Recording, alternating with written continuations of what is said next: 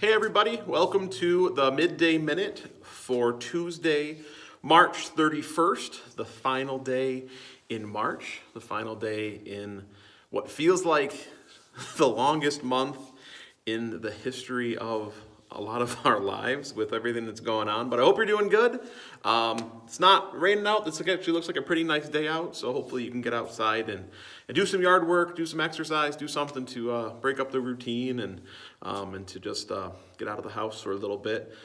Quick reminder of stuff going on in the church for this Sunday. I know I mentioned this in yesterday's video, and we're going to start getting some more stuff out via email and social media about the special there's different things we're doing for worship this Sunday.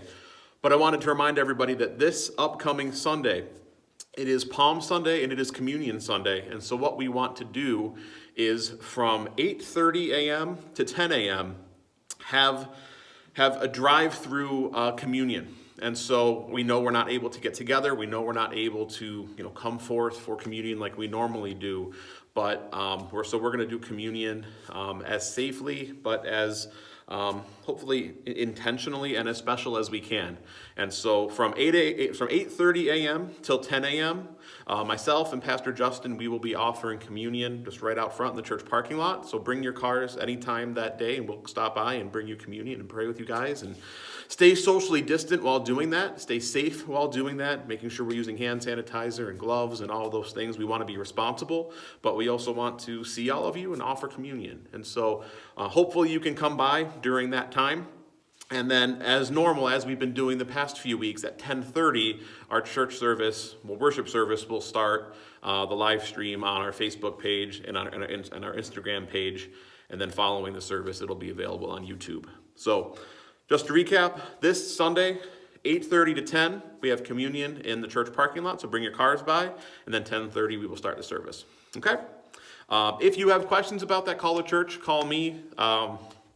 And yeah, we are just trying to be creative with all this, and so hopefully you can hop on board with that.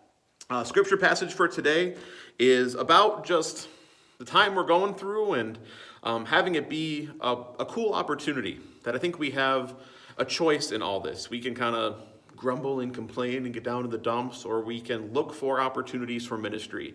I've seen some cool pictures on Facebook and things that are like, this is the opportunity for the church to be deployed, for the church to not just be the gathered church, but that we are sent out in this time. And I think God can use it if we plug into how he wants to use us. And so this scripture passage speaks to that, the strength in that. It's from 2 Corinthians chapter 12, verses 9 and 10. And it says, "But he said to me, my grace is sufficient for you. My power is made perfect in weakness. Therefore I will boast all the more gladly about my weaknesses so that Christ's power may rest on me. That is why, for Christ's sake, I delight in weaknesses, in insults, in hardships, in persecutions, in difficulties. For when I am weak, then I am strong." And I think that those who might not have a church home, those who might not know Christ, might see this as a very detrimental time in the church, a church that is weakened, a church that can't get together. But this passage speaks to the opposite of that in these difficulties, in these weaknesses, it is an amazing opportunity to see the strength of Christ work through his church. Loving and serving and just being the church outside the walls. And so I encourage you to continue to do that in as many ways as you can.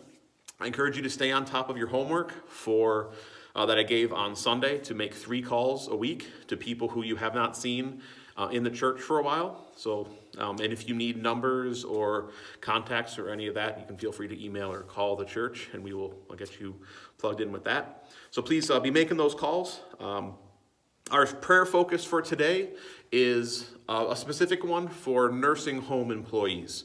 I think we've had a prayer focus of the day be for doctors and nurses, and of course continue to pray for all of the people who are on the front lines, especially in bigger cities that are kind of feeling overwhelmed with a lot of this. But be praying for the nursing home employees too. They are in ministering and serving a population that is scared, and a group of people who on the news, they're just seeing that they're the ones who are the most susceptible. And so they're going to need a lot of energy, a lot of power, and a lot of God's grace in this time. So please be keeping in your prayers today as you pray with your families, as you pray alone. Be praying for all the employees, the nurses, the rehab specialists, everybody who's working in nursing homes. So that is it for today. Have a good day, and I'll see you tomorrow.